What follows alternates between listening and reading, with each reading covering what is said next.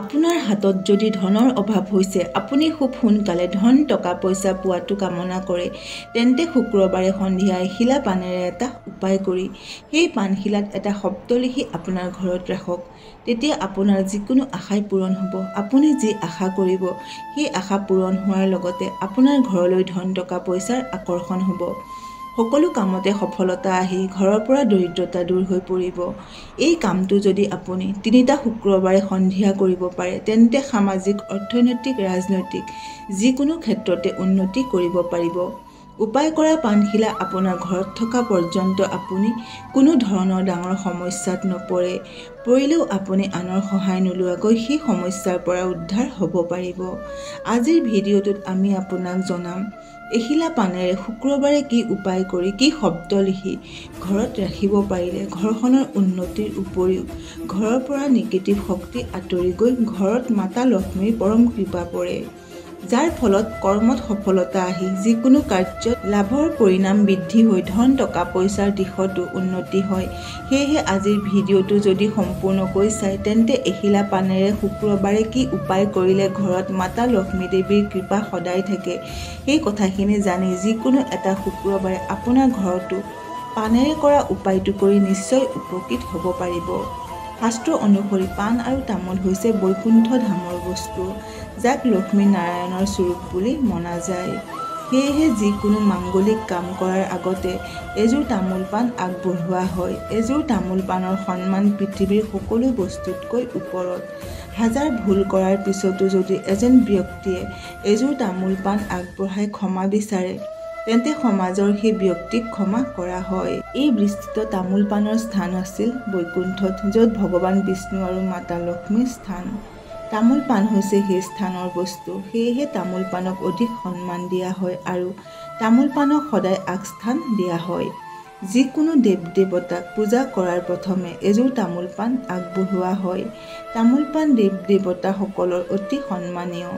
সেয়েহে তামোল পাণ খোৱাৰ ক্ষেত্ৰত যিকোনো বয়সৰ মানুহৰ ক্ষেত্ৰত বাধা নাই। এবাৰ নাৰদ মুনিয়ে নিজৰ বাহন ঢেঁকীত উঠি বৈকুণ্ঠ ধামলৈ গৈ আছিল। ভগৱানৰ গুণানুকীৰ্তন কৰি কৰি তেওঁ কেতিয়ানো বৈকুণ্ঠ ধাম পালেগৈ তেওঁ গমেই নাপালে। যেতিয়া তেওঁ বৈকুণ্ঠ পালেগৈ, তেওঁ দেখিলে প্ৰভু বিষ্ণু ধ্যানমগ্ন হৈ আছে। মাতা লক্ষ্মীয়ে এযোৰ তামোল পাণ হাতত লৈ আছে। তেতিয়া নাৰদে মাতা লক্ষ্মীৰ ওচৰ চাপি ক'লে, মাতা, আপোনাৰ হাততনো এয়া কিহৰ গুটি আছে? জগত জননী মাতা, এই বিশ্ব ব্ৰহ্মাণ্ডৰ সমস্ত ঐশ্বৰ্য বিভূতিৰ গৰাকী, তথাপিও সামান্য গছৰ গুটি বা ফল হাতত আলফুলকৈ আপুনি কিয় লৈ আছে? এই ফলৰ মূল্য ইমান বেছি নে? এই ফলৰ নাম কি? এই ফল ক'ত পায়? তেতিয়া মাতা লক্ষ্মীয়ে নাৰদলৈ চাই ক'লে, হে জ্ঞান শ্ৰেষ্ঠ নাৰদ, এই ফল বৈকুণ্ঠৰ ফল। এই ফল বিশ্ব ব্ৰহ্মাণ্ডৰ বৈকুণ্ঠতহে পাবা। কৈলাশ, ব্ৰহ্মলোক, মৰ্ত্যলোক, পাতাল ক'তোৱে তুমি এই ফল দেখিবলৈ নোপোৱা। তোমাৰ প্ৰভু শ্ৰীবিষ্ণু 3 মাহৰ বাবে ধ্যানমগ্ন হৈছে। সেয়েহে তেওঁ মোক এই ফলযোৰ হাতত তুলি দি গৈছে। যেতিয়া মোৰ তেওঁক কিবা সুধিবলগীয়া থাকিব, তেতিয়া তেওঁক স্মৰণ কৰি এই ফল হাতত ল'লে তেওঁৰ মনৰ কথা মই জানিব পাৰিম। এই ফল বৰ বিচিত্ৰ ফল। এই ফলৰ মান সন্মান অতি বেছি। এই ফলৰ সমান মানী ফল নাই। চমৎকাৰী ফল এই বিশ্ব ব্ৰহ্মাণ্ডত এই ফলেই। এই ফলৰ সমান দৈব্য শক্তিযুক্ত ফল এই বিশ্ব ব্ৰহ্মাণ্ডত নাই। এই ফলৰ নাম হৈছে তামোল আৰু ইয়াৰ লগত এয়া হৈছে পাণ। এই বস্তু যদি একেলগ কৰি খোৱা হয়, তেন্তে অমৃত সমান তৃপ্তি পায়। তামোল হ'ল প্ৰভু বিষ্ণুৰ স্বৰূপ আৰু পাণ হৈছে আমাৰেই শক্তি।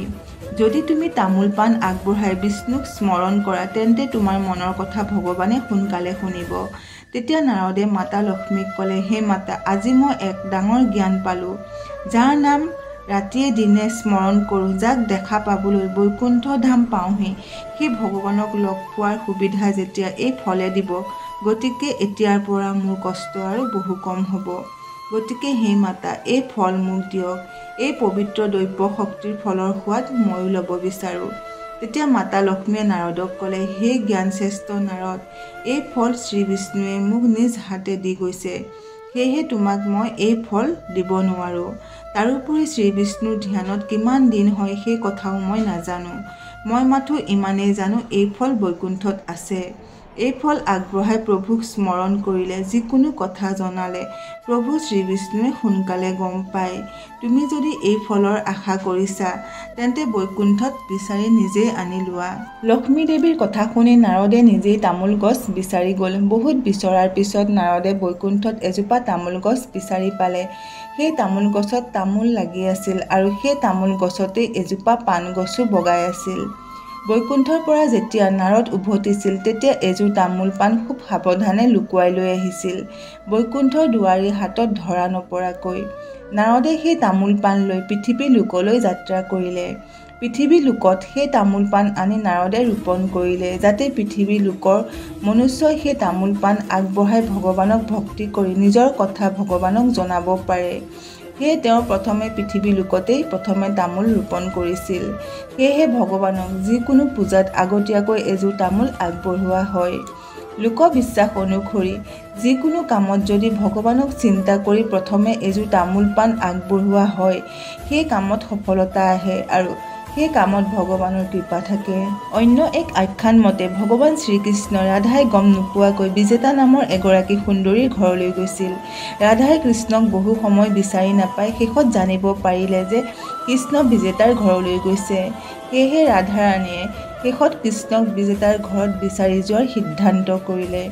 কৃষ্ণ যে বিজেতাৰ ঘৰলৈ গৈছে সেই কথা সঁচা হয় নে নহয় প্ৰমাণ কৰিবলৈ ৰাধা বিজেতাৰ ঘৰ ওলালগৈ। অন্তৰ্যামী কৃষ্ণই ৰাধা যোৱাৰ কথা গম পাইছিল। সেয়েহে ৰাধাৰ সন্মুখত ধৰা পৰি লাজ পোৱাৰ ভয়ত নিজেই এজোপা তামোলৰ ৰূপ লৈ বিজেতাৰ ঘৰৰ চোতালত থিয় হৈ থাকিল। বিজেতায়ো এজোপা পাণ গছৰ ৰূপ ধৰি সেই তামোল গছত বগাই থাকিল। এই আখ্যানৰ মতে কৃষ্ণই হৈছে তামোল আৰু বিজেতাই হৈছে পাণ। প্ৰিয় বন্ধু বান্ধৱীসকল, এতিয়া জানো আহক এখিলা পাণেৰে শুক্ৰবাৰে কি উপায় কৰি এটা শব্দ লিখি ঘৰত ৰাখিব পাৰিলে মাতা লক্ষ্মী পৰম সন্তুষ্টিত হয়। এখিলা পাণৰ জৰিয়তে কি চমৎকাৰী উপায় কৰিলে ঘৰত ধন টকা পইচাৰ সমস্যা দূৰ হোৱাৰ উপৰিও মাতা লক্ষ্মী বাস হৈ ধন টকা পইচাৰ দিশত উন্নতি হয়। পাণেৰে কৰা উপায়সমূহৰ ফলত এমাহৰ ভিতৰত আপুনি ধন সম্বন্ধীয় সমস্যাৰ পৰা মুক্ত হ'ব পাৰিব। এই উপায় আপুনি মাহৰ যিকোনো 3টা শুক্ৰবাৰে একে লেঠাৰিয়ে কৰিব লাগিব। যিদিনা আপুনি উপায়টো কৰিব সেইদিনা সম্পূৰ্ণ নিয়ম নীতিৰ মাজেৰে থাকিব পাৰিলে বা উপবাসত থাকিব পাৰিলে অতি মংগলজনক হয়। সাধাৰণতে লক্ষ্মী পূজা বা লক্ষ্মী উপায়সমূহ সদায় সন্ধিয়া কৰা হয়। আপুনি যদি উপায়টো কৰাৰ কথা ভাবে তেন্তে শুক্ৰবাৰে সন্ধিয়া কৰিব আৰু একে লেঠাৰিয়ে 3টা শুক্ৰবাৰে কৰিব। সাধাৰণতে পাণ তামোলৰ লগতহে ব্যৱহাৰ কৰা হয়, কিন্তু আজিৰ ভিডিঅ'ত ক'বলৈ লোৱা উপায়টো আপুনি অকল পাণেৰেহে কৰিব লাগিব। যিকোনো এটা শুক্ৰবাৰে আপুনি সন্ধিয়া স্নান কৰিব। স্নান কৰি কোনো ধৰণৰ ফুটা বা ফটা নথকা এখিলা পাণ ল'ব। পাণখিলাত যাতে কোনো ধৰণৰ মকৰা জাল নাথাকে তাৰ কাৰণে পৰিষ্কাৰ পানীৰে ভালদৰে ধুই চাফ চিকুণ কৰি ল'ব। তাৰ পিছত অলপ গংগা জলেৰে পবিত্ৰ কৰি ল'ব। ইয়াৰ পিছত লক্ষ্মী দেৱীক স্মৰণ কৰি এগছি বন্তি জ্বলাব। বন্তি গছি জ্বলোৱাৰ পিছত মাতা লক্ষ্মীৰ যিকোনো এটা মন্ত্ৰ উচ্চাৰণ কৰিব। যদি একো মন্ত্ৰ নাজানে তেন্তে জয় মা লক্ষ্মী বা ওম ধৰ্মাই লক্ষ্মী নমঃ বুলি জপ কৰিব। ইয়াৰ পিছত পাণখিলা মাতাৰ চৰণত থৈ ভক্তি আৰু বিশ্বাসেৰে আপোনাৰ মনৰ কথা জনাব। যদি আপোনাক ধন টকা পইচা লাগে তেন্তে সেই কথা জনাব। যদি সা সম্পদ লাগে সেই কথা জনাব। যদি কৰ্মৰ উন্নতি লাগে সেই কথা জনাব। মাথো আপোনাৰ যিকোনো আশা আকাংক্ষাবোৰৰ কথা মাতাক ভক্তিভাৱেৰে ভক্তি মনেৰে জনাব। এই কাৰ্য হোৱাৰ পিছত মাতাৰ চৰণৰ পৰা পাণখিলা উঠাই আনি সেই পাণখিলাৰ মাজত ওম শ্ৰীম শব্দটো লিখিব। সেই শব্দটো সেন্দুৰেৰে লিখিব। শব্দটো আপুনি এডাল পাণৰ ঠাৰি ছিঙি ঠাৰিডালত সেন্দুৰ সানি সেই সেন্দুৰেৰে লিখিব। তাৰপিছত পাণখিলা ধুনীয়াকৈ ভাঁজ লগাই জাপি পেলাব, যাতে আপুনি লিখা শব্দটো ওলাই নাথাকে। ইয়াৰ পিছত পাণখিলা জাপি পেলোৱাৰ পিছত পাণখিলাৰ বাহিৰৰ ফালে এটা সৰুকৈ স্বস্তিক চিহ্ন আঁকি দিব। ইয়াৰ পিছত মাতাৰ চৰণত গোটেই ৰাতি পাণখিলা তেনেকৈ থাকিবলৈ দিব।